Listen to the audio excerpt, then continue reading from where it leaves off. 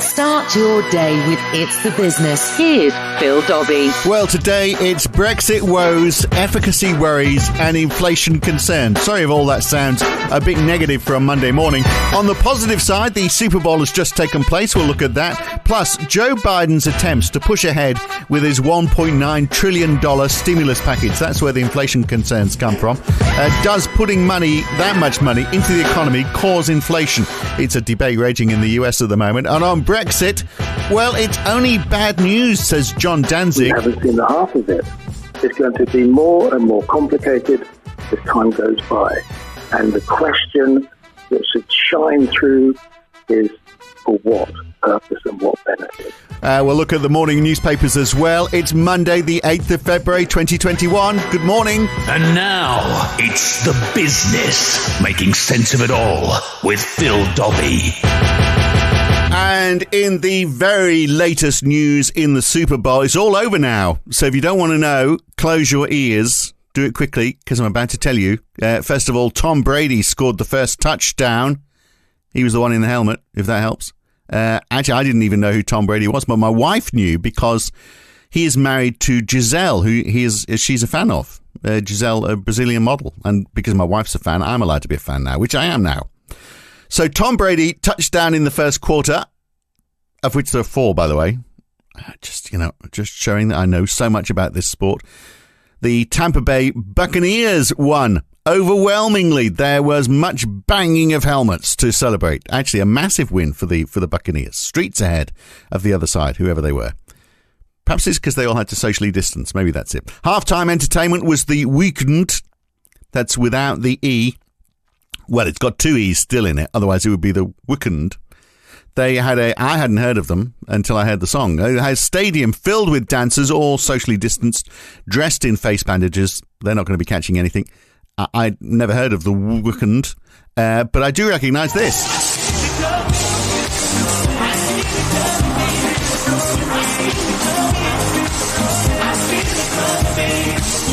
I'm sure this is said every year, but really, I mean, they're okay. But when you look at all the people who performed at the Super Bowl over the years, Michael Jackson, Madonna, Beyonce, Bruce Springsteen, The Who? You'd assume as well right now you could get anyone, because nobody is going to be saying that their calendar is full at the moment. I mean, everyone is looking at their calendar. You've got written in every day, stay at home, written in every day from now till who knows when, really. So, but maybe the managers of the bands asked, how big's the crowd going to be? Because we only perform for big crowds. And they will have said, well, I don't know what the crowd was, but much reduced. So maybe they didn't want to perform to a small crowd. I mean, everyone is concerned about audience numbers, aren't they? I mean, it's like trying to get a guest for this show. How many people will be listening? Well, look, it's not important right now. Look, almost 100 million people watched last year in America alone for the Super Bowl. 100 million. That's just in America. You could add a few thousand more if you included the rest of the world. Mind you, that is 10 million less than it was before Donald Trump came along. Can we blame him for the loss of 10 million Super Bowl fans? Perhaps. Or maybe they just had teams that weren't as popular in recent years. They might have been the best at the game. They might have been the most accomplished athletes. But were they the most popular? Is that any way to run a sporting event when you've got advertising to be sold? Why you really want the 2 most popular teams. Just get the 2 teams with the most Twitter followers and put them in the finals. And, because it is about trying to sell the advertising. Not as much this year, though. A lot have pulled out. Budweiser has pulled out for the first time in 4 decades. Pringles are staying, though. They're always there, apparently. They've hung on because once you pop, you can't stop. See how good their ads are? One of the benefits, of course, about being American is that you actually can get excited about the Super Bowl, whereas, anyone else, I don't know. It doesn't do anything for me. One of the negatives, by the way, about living in Britain is the negative temperatures, which today, that's a segue, by the way, well spotted. Today, -3 is the top. We've got the mini beast from the east. This morning, it is so cold, you could store a Pfizer vaccine out there and keep it fresh. If you are in a queue at Dover, waiting to try and export goods to the continent, and it's fresh food, just open the back of the van and it'll all freeze over. You've got frozen food. It'll give you a few more days to try and complete the paperwork. We are going to talk about Brexit and how it's been going so far later on, because it's not been going well, it's fair to say. Also today, could we get a foretaste of government stimulus? Does it cause inflation? Now, if you are Milton Friedman, you would say, yes, it can. But really, if you still have lots of unemployment, this is the situation in the United States. They're concerned that this 1.9 trillion stimulus package that Joe Biden is trying to push through is going to cause inflation. Now, if you've still got lots of people unemployed, which they have in the United States, then you're not going to have inflation, are you? Because nobody is going to be going to their boss and say, we need more money. I need more money. Give me a pay rise. Because your boss is just going to say, look, I can millions of people unemployed who'd be happy to have your job. So, no is the answer to a pay rise. So you're not going to see inflation in a hurry while you've got unemployment. But, strangely, the likes of Milton Friedman argued that no, it doesn't matter. It's the amount of money that's in circulation that counts. And we all somehow adjust the value of things because we have this sixth sense. We all intrinsically know how much money is in circulation. Because when Joe Biden puts $1.9 trillion into this stimulus package, this is spending from the government, which will expand the money supply. And people argue, Milton Friedman amongst them, and quite a few other people have been convinced the same way that this is going to cause inflation, which is good and bad, by the way. Inflation can be a good thing. It's bad because it weakens your currency. So who wants to hang on to a currency which is going to go down in value? So you sell it and buy something else. But good if you are in debt, because if you owe $10,000 and there's 3% inflation next year in today's money, you're going to owe the equivalent of $9,700 without having paid anything off. So that is a good thing. But most people see it as a bad thing. Milton Friedman argued it would cause widespread inflation if you increase the money supply, and new money created by the government is going to add to that money supply. And those inflation fears in the United States could actually stop this stimulus package happening, not because of just the opposition from Republicans, but Democrats too. Here's Larry Summers on Bloomberg. Now, Larry Summers, you might remember the name, a true Democrat. He was director of the National Economic Council for President Obama, and he's not a fan of this $1.9 trillion stimulus package. And given that lots of the hole is from the fact not that people don't want to spend, but that they can't spend because they can't take a flight or they can't go to a restaurant, I don't necessarily think that the priority should be on promoting consumer spending beyond where we are now. So I'm not even sure that I'm so enthusiastic about the $600 checks.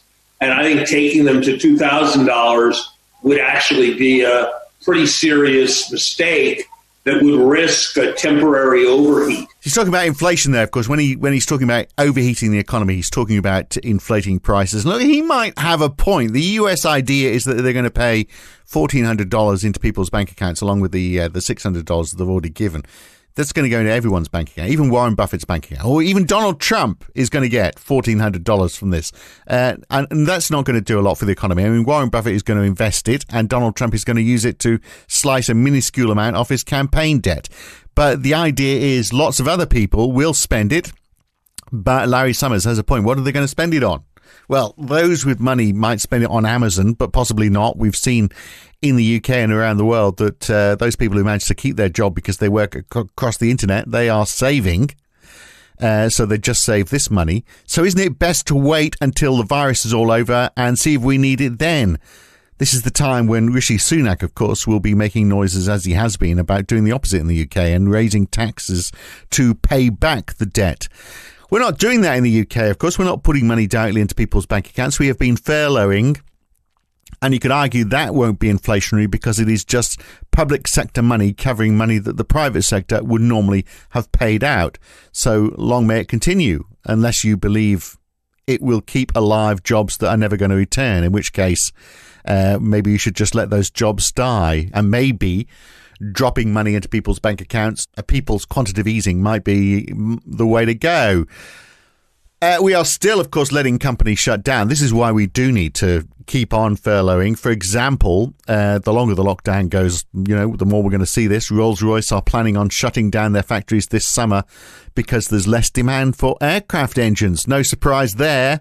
And they get paid each hour their planes are in the air. So the fact there's no planes or not as many planes in the air means they're not getting paid as much. It works the same across the airline industry. Same for Boeing. It's an incentive for Boeing to develop planes that actually do stay in the air because they only get paid so long as they're able to fly, which is why the 737 MAX was such a disaster for them. Look, the cuts at Rolls-Royce won't affect their defence division, you'll be pleased to know, because we can still have wars. There is no social distancing required in a war. We're not going to war because we're not allowed to leave the country. That's never going to happen. In fact, if you want to get overseas this year, joining the army might be the only way. Can't make it to Marbella? Try Afghanistan. You can't leave on holiday, but you can leave for war. But Rolls-Royce have been arguing, the civil aviation side of Rolls-Royce have been arguing with the unions about the need to deliver a 10% productivity and efficiency improvement in the way they operate. 10%, that is a lot, isn't it? And you can't help feeling, I mean, if they must have been very slack, these workers, if they can all of a sudden work 10% more effectively. Just like that, just from the labour force, just working that little bit harder is going to create 10% extra productivity across the whole of the business. Now, you'd assume there's a reasonable amount of automation there, so they're going to have to work more than 10% because unless the machines can work faster. But it looks like they're putting it all, the unions, because the machines don't have a union, so they're putting it all on the workers. So they presumably are going to have to improve by more than 10%. Unless, of course, companies are taking advantage of this situation. Do you think that's possible? We will pay you your furloughed salary, so you've got a job to come back to, so long as when you do come back, you work harder. Do you think there might be some of that going on? Seems highly likely, doesn't it? If not at Boeing, I'm sure it's happening in some places. Look, these are very interesting times. That is something we will definitely investigate in coming episodes of It's the Business. It's the Business with Phil Dobbie. Making sense of it all. Now, Brexit isn't going well, is it? Is anybody happy? The fishermen aren't happy. The French aren't happy, ever. The Express was reporting over the weekend that Emmanuel Macron already wants to override the deal because his fishermen are complaining. Not only do they have to give up 25% of the fish that they've been catching in British waters, but now they can't land boats on the Channel Islands anymore. So they're wanting to rewrite it so that they can. Isn't the idea of a deal that you get somewhere where both sides are satisfied? It's not working this way, is it? This time, here, no side is happy. And then we can add to all the problems, the division that we're seeing in the UK. Nigel Farage, remember him? He signed a petition started by Arlene Foster calling for Article 16 of the Northern Ireland Protocol to be triggered. Because only that will give unfettered trade between Great Britain and Northern Ireland, the petition says. This morning it's got almost 135,000 signatures. The petition says the government should use all the powers it has to move urgently to protect UK trade and to ensure all UK goods and produce can freely flow to every part of the United Kingdom, because there are goods that are just not making it over the Irish Sea to Northern Ireland.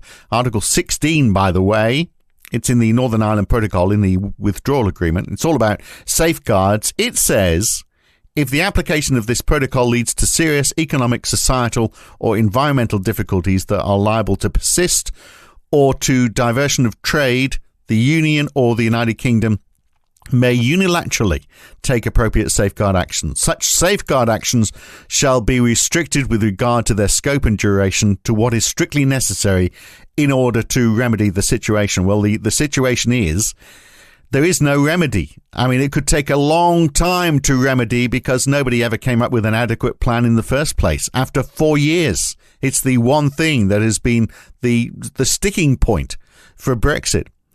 And if you picked up the Observer yesterday, you won't have missed the headline. Fury at Gove as exports to EU slashed by 68% since Brexit. 68%. As I understand it, that number comes from the Road Haulage Association, the head of which, Richard Burnett, has been warning Michael Gove that enough wasn't being done to lessen the impact of Brexit, which you might recall was supposed to make things better. As you might expect, Michael Gove has said that these are teething problems, but doesn't have any answer about how we are going to fix those teething problems. Patience Wheatcroft, this is Baroness Wheatcroft, who is a Tory peer in the House of Lords, this week said, or last week I should say, made the claim that Brexit, around 18% of lorries delivering from the EU to the UK return empty. She said the Road Haulage Association now says that figure may have risen to around 50%. Her point, apart from the difficulties that implies for UK exporters, is that it's clearly at odds with ambitions to mitigate climate change. We have trucks running empty. And Lord Rosser, a former trade union leader and Labour politician sitting in the House of Lords, made the point that there are repeated reports of UK companies switching and looking to switch at least part of their operations to countries inside the EU in order to overcome additional regulations and custom checks and the cost of transporting goods to the EU following our departure from it. And the government's response to all of this? Well, the cases of companies switching to the EU are anecdotal, and interim lorries going back empty is just a period of adjustment. It's all going to be fine, in other words. Well, will it be? Jon Danzig is a former investigative journalist at the BBC. Now, more recently, he has been unsuccessfully campaigning to try and prevent a Brexit. Now he is, optimistically, I suggest, campaigning for us to rejoin the EU. So, I mean, we don't want to have a an I told you so moment, so maybe we should make sure we don't do that. But we can agree, can't we, John, there is nothing straightforward about this transition. And if it wasn't for COVID, there's no doubt the media would be talking about nothing else right now other than how badly it's all going. Yes, it's very difficult to disentangle what is cause and effect. So the government will try and blame other things for these problems. There's no doubt that COVID has played its part in this. But the pandemic, however well or badly, and I'd say the government handled it quite badly, apart from the vaccination program, was involuntary. Brexit hasn't been involuntary. It's imposed awful burdens on businesses who are making losses and finding that the barriers to trade with their most important customers and suppliers in the world, right on our doorstep in the EU, are now creating headaches for them that weren't there before. Now, truth is probably the first casualty of Brexit, but it will, I think, prevail in the end. It may take some time. The government claims these are teething problems, but actually we are still yet to have proper import controls imposed by the EU, by the UK, because the British government has decided to have a moratorium on that, but that will come in the months to come, and the headaches will only get worse.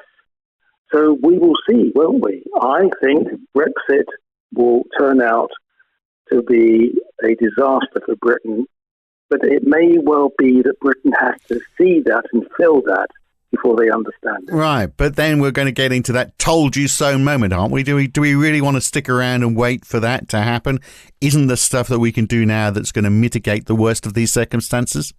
I don't think told you so goes down well with anybody. It's not a phrase that I would ever use.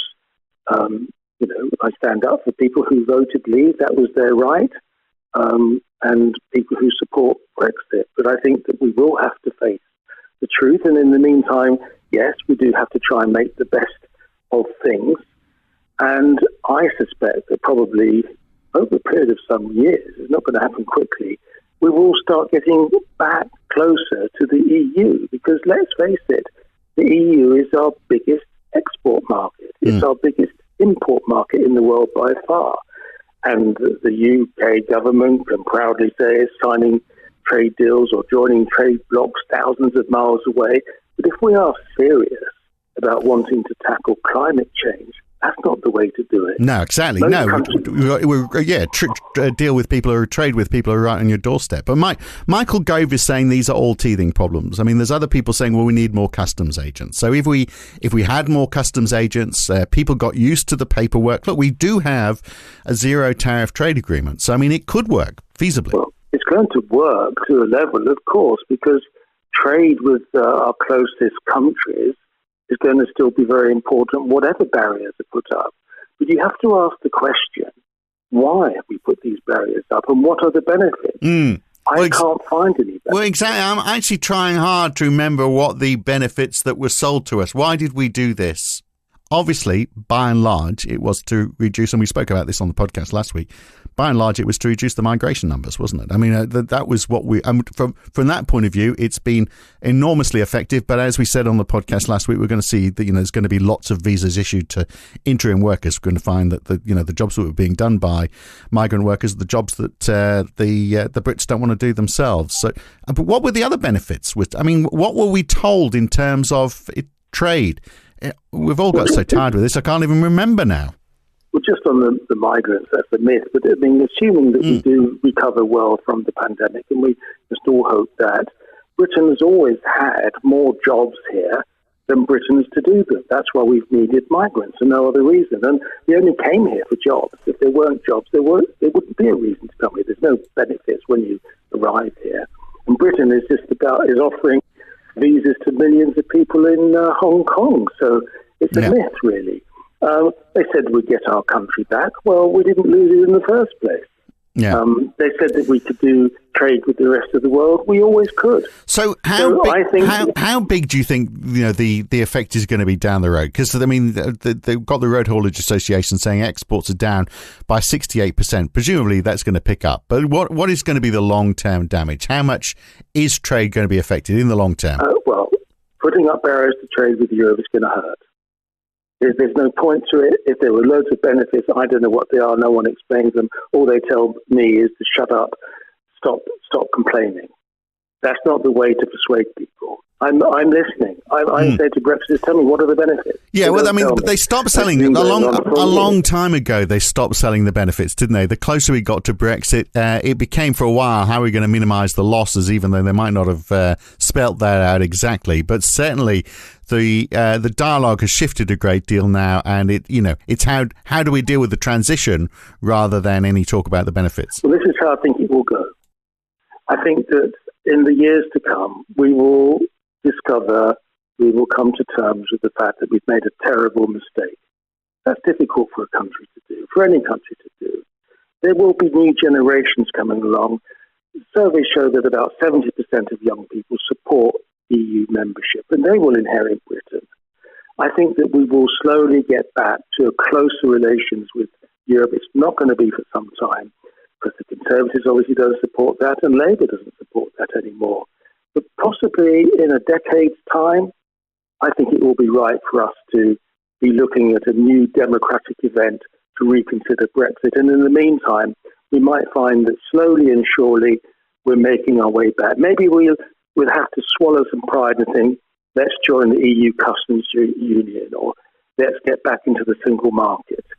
Because it will make And what sense. do you think in the meantime is going to happen in terms of Scotland and Northern Ireland? Because obviously, it doesn't feel like teething problems on the Northern Ireland Protocol, where you are having all this extra paperwork for delivering goods domestically. It's not even a question about dealing with Europe. It's about trade within the UK, which has got horrendously complicated now.